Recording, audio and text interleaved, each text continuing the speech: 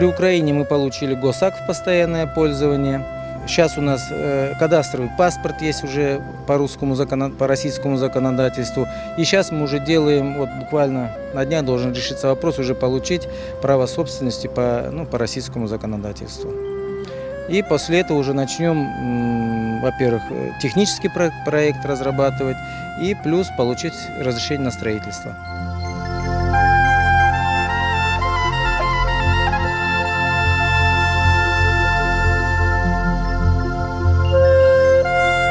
Одно время приходили и арабские, туристы заезжали, показывали мы им, они все заинтересованы были, как-то приезжают, уезжают и так далее.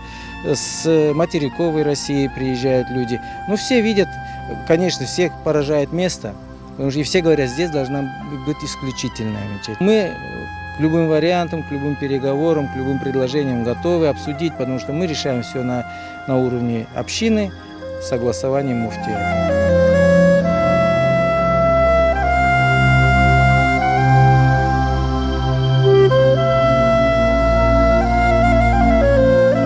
По пятницам собираемся, особенно на праздники толуп китадан.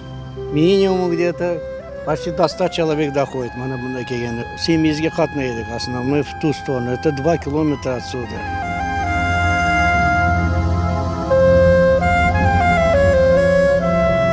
Граф Воронцов приобрел эти земли, он решил здесь построить свое имение, дворец.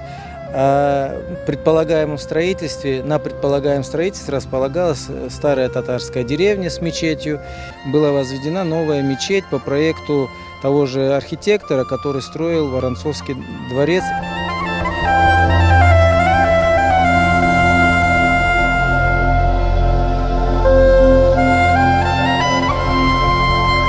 И вот у нас теперь мечта восстановить хотя бы по изображениям такую же мечеть, но чтобы она была еще красивее.